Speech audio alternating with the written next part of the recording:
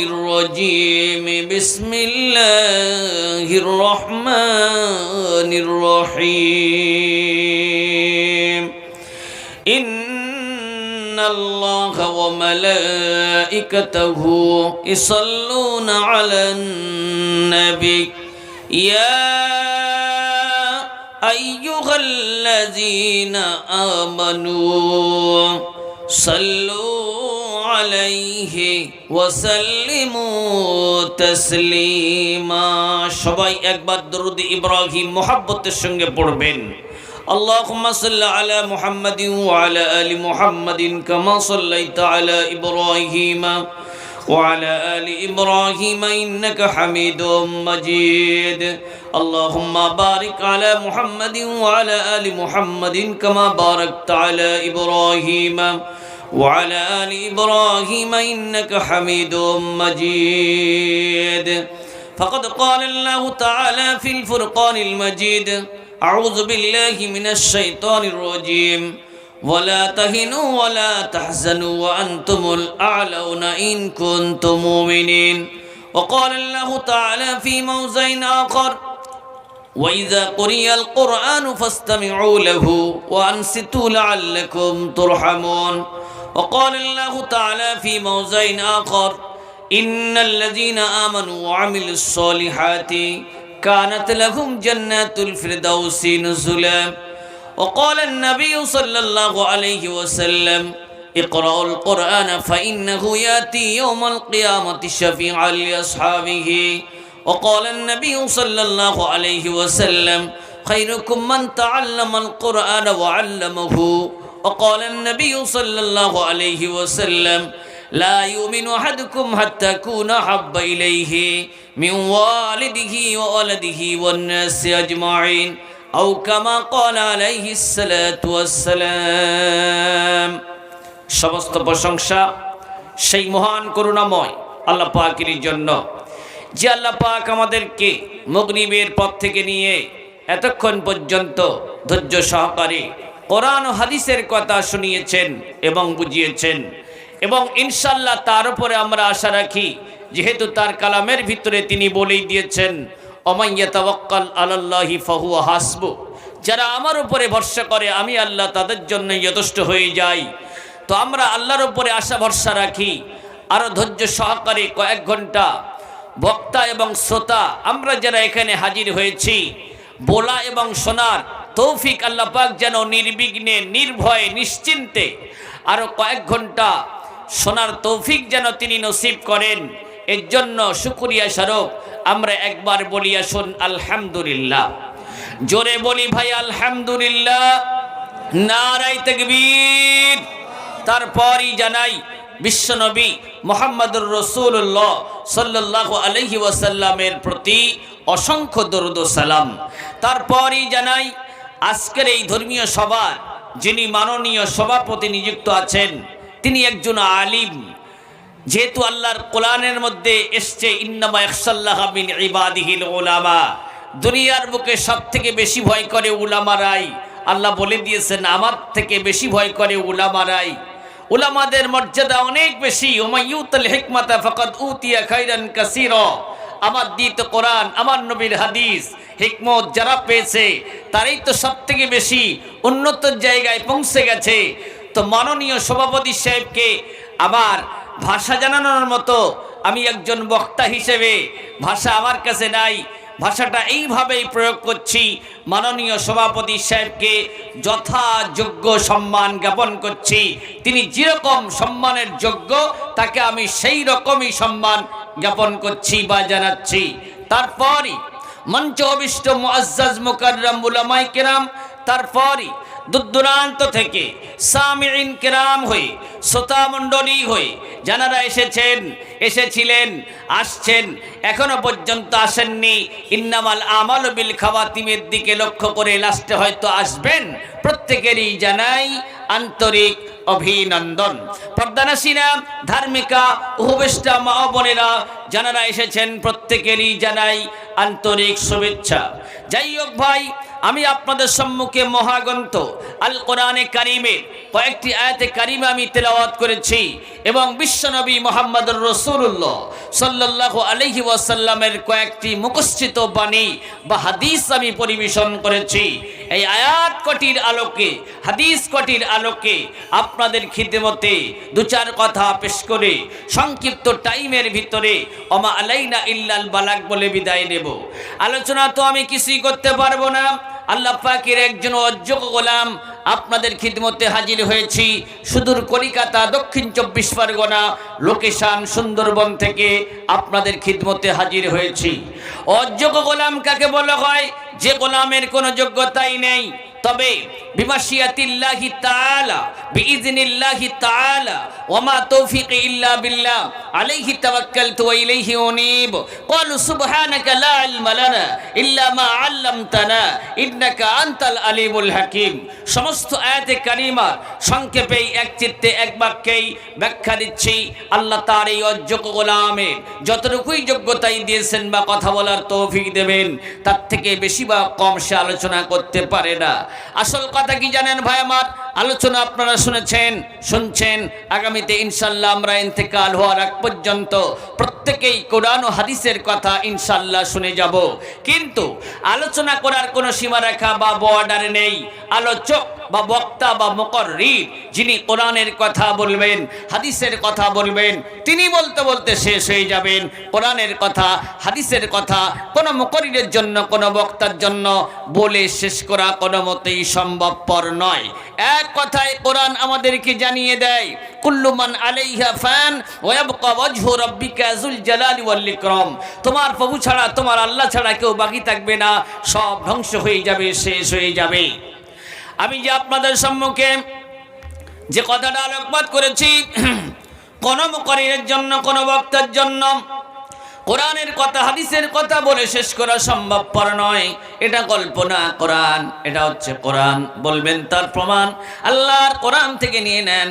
আল্লাহর কোরআন আমাদেরকে জানিয়ে দিচ্ছে, কুল লাউ কানাল বাহরু মিদাদাল লিকালিমাতি রাব্বি লানাফিদাল বাহরু ক্বাবলা আন তানফাদা কালিমাতু রাব্বি ওয়ালাউ জিনা বিমিসলিহি মাদাদা। অপর আয়াতের ভিতর আল্লাহ পাক বলছেন, ওয়ালাউ আন্না মা ফিল আরদি মিন শাজারাতিন আকলামু ওয়াল বাহরু ইয়ামুদ্দুহু মিন বাদি সাবআতি আবহুরিম মা নাফিদাত কালিমাতুল্লাহ।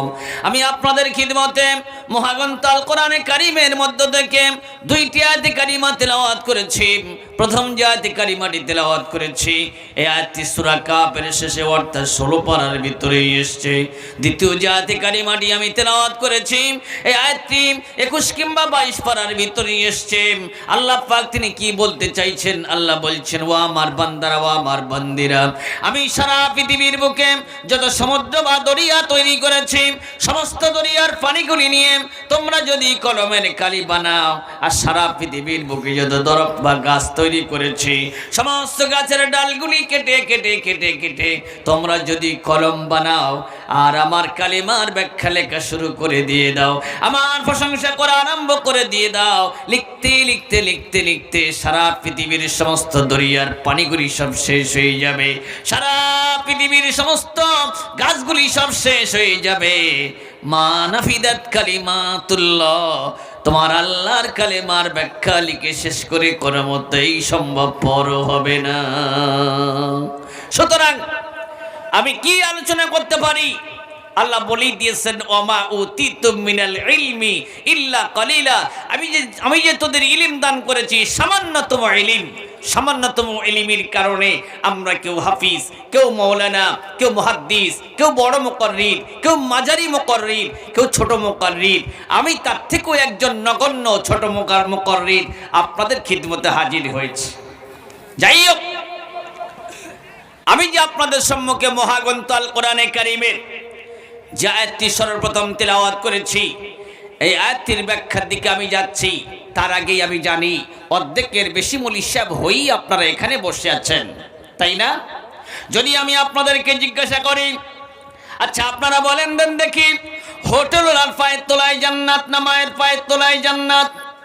আপনারা কেউ ভুল করে বলবেন না হোটেলের পায়ের তলায় জান্নাত, সবাই বলবেন মৌলানা সাহেব মায়ের পায়ের তলায় জান্নাত। আমি যদি আপনাদেরকে জিজ্ঞাসা করি 5 ওয়াক্ত নামাজ পড়া সুন্নত না মুস্তাহাব না ওয়াজিব, আপনারা কেউ ভুল করে বলবেন না সুন্নত বা মুস্তাহাব বা ওয়াজিব, সবাই বলবেন ফরজ।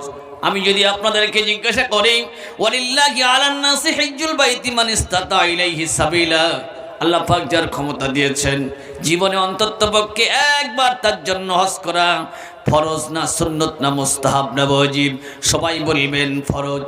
আমি যদি আপনাদেরকে জিজ্ঞাসা করি আচ্ছা আপনারা বলেন দেন দেখি শুকরের মাংসটা খাওয়া সুন্নত না মুস্তাহাব না ওয়াজিব, সবাই বলবেন হারাম। ইন্নামা হাররামা আলাইকুমুল মাইতাতা ওয়াদ-দামা ওয়া লাহমাল খিনজির ওয়া মা উহিল্লা বিহি লিগাইরিল্লাহ, আল্লাহ বলছেন আমি তোমাদের জন্য মৃত জন্তু জানোয়ারের মাংসটাকে হারাম করে দিয়েছি এবং তার রক্তটাকে আমি আল্লাহ হারাম করে দিয়েছি এবং শুকরের মাংসটাকে আমি আল্লাহ হারাম করে দিয়েছি। ওয়া মা উহিল্লা বিহি লিগাইরিল্লাহ, আমি আল্লাহ ছাড়া আমার নাম ছাড়া অন্য কারের নাম নিয়ে কোনো হালাল পক্ষীকে জীবকে যদি কাটা হয় সেটা কোনো মতেই খাওয়া যাবে না। আমি যদি আপনাদেরকে জিজ্ঞাসা করি আচ্ছা আপনারা বলেন দেন দেখি আল্লাহ পাক তিনি আমাদের জন্য সুদটাকে তিনি হালাল করে দিয়েছেন আর ব্যবসাটাকে তিনি হারাম করে দিয়েছেন, আপনারা সবাই বলবেন ভুল বক্তব্য আপনি শুরু করে দিয়েছেন, ওর উল্টোটা হবে সুদটাকে আল্লাহ হারাম করে দিয়েছেন, ব্যবসাটাকে আল্লাহ তিনি হালাল করে দিয়েছেন। আহাল্লাল্লাহুল বায়া ওয়া হাররামার রিবা, আল্লাহ পাক আমাদের জন্য সুদটাকে হারাম করেছেন, ব্যবসাটাকে তিনি হালাল করেছেন, ইত্যাদি ইত্যাদি আরো বহুত কিছু আছে। কই আমি ভুল বক্তব্য দিচ্ছি, আপনারা তো কেউ ভুল অ্যান্সার বা উত্তর দিচ্ছেন না, তার মানে কি আপনারা হাফিজ মাওলানা কারি মুফতি কি হয়ে গেছেন? তা না, এই মাওলানার বক্তব্য ও মাওলানার বক্তব্য অনেক কিতাবপত্র বার হয়ে গেছে, সেইগুলি পড়ে পড়ে ইউটিউবেতে অনেক আলিম উলামার বয়ান বক্তব্য শুনে শুনে অর্ধেকের বেশি মুলি সাহেব হই আপনারা এখানে বসে আছেন। অভাবটা কি রয়ে গেছে? আমল করা। এই আমল না করার কারণে আমার সঙ্গে কথা বলছিলেন আজকের এই ধর্মীয় সভার যিনি সভাপতি, উনি কথা বলছিলেন আমরা ধর্মসভা যারা দিই বা আমরা যারা এসে করি বা আমরা যারা শুনি আমাদের ভিতরে কাজ হচ্ছে না কেন? অভাব হচ্ছে একটাই, সেটা হচ্ছে আমল না করা। অর্ধেকের বেশি মুলিশাব তো হয়েই আছে আমরা। আমি বক্তব্য শুরুতে আপনাদের একটা সার্টিফিকেট পেশ করলাম, আপনারা অর্ধেকের বেশি মুলিশাব হয়েই আছেন। তাহলে অভাবটা কি রয়ে গেছে? আমল করা। এই আমল না করার কারণে আমরা মেন জায়গায় পৌঁছানোর পরিবর্তে আমরা খারাপ জায়গায় পৌঁছে যাচ্ছি। তো আমি মাঝে মধ্যে আপনাদের খিদমতে একাধবার ভুল বক্তব্য পেশ করব, আপনারা মাঝে মধ্যে আমার কথার উত্তরটা দেবেন সঠিকভাবে, যেহেতু সার্টিফিকেট ফার্স্টেই আপনারা পেয়ে গেছেন। যাই হোক, আমি যে সর্বপ্রথম মহাগ্রন্থ আল কোরআনে কারিমের যে আয়াতটি আমি তেলাওয়াত করেছি, এই আয়াতটির ব্যাখ্যা ইনশাআল্লাহ এখনই আমি পেশ করছি। আল্লাহ পাক তিনি কি বলতে চাইছেন? আল্লাহ বলছেন ওয়ালা তাহিনু ওয়ালা তাহজানু ওয়া আনতুমুল আলাউনা ইন কুনতুম মুমিনিন। আল্লাহ বলছেন ও আমার বান্দারা, ও আমার বান্দিরা, তোমরা লাঞ্ছিত হবে না, অপমানিত হবে না, পদদলিত হবে না, পদস্খলিত হবে না, তোমাদের রং পরিবর্তন করা হবে না। মুসলমানের বাচ্চা মুসলমান তোমরা থাকবে। কি করতে হবে? ইন কুনতুম মুমিনিন, আমাদেরকে প্রকৃত মুমিন মুসলমান হতে হবে। আমরা যদি প্রকৃত মুমিন মুসলমান হতে পারি, আমরা কোনোদিনের জন্য ক্ষতিগ্রস্ত হব না। আপনারাই সবাই বলবেন মাওলানা সাহেব কোরআনে কারিমের যে আয়াতটির ব্যাখ্যা আপনি শুরু করেছেন বা আপনি বললেন, এই আয়াতটির ব্যাখ্যার দিকে যদি আমরা যাই, এত অশান্তির দাবানলের ভিতরে আমরা দাউ দাউ করে জ্বলতে পারি না। আমরা তো মুমিন, নামাজ পড়ি, ভালো ভালো কাজের সঙ্গে যুক্ত থাকি, তারপরও আল্লাহর পক্ষ থেকে এত আযাব গজব আমাদের উপরে আসে কেন? কখন হচ্ছে মহামারী, কখন হচ্ছে জলোচ্ছ্বাস, কখন হচ্ছে কলেরা, কখন হচ্ছে ভূমিকম্প, এক এক সময় এক এক রকম গজব আমাদের উপরে এসে আমাদেরকে কুড়ে কুড়ে খাচ্ছে। এর অ্যান্সারের উত্তরটা কে দেবে? আমাকেই দিতে হবে। Something is wrong. আমরা কোনো জায়গায় না কোনো জায়গায় ভুল করছি, ওই ভুলগুলিকে আমাদেরকে আবিষ্কার করতে হবে। আমি অ্যান্সারটা উত্তরটা ইনশাআল্লাহ কোরআন থেকে দেব। তার আগেই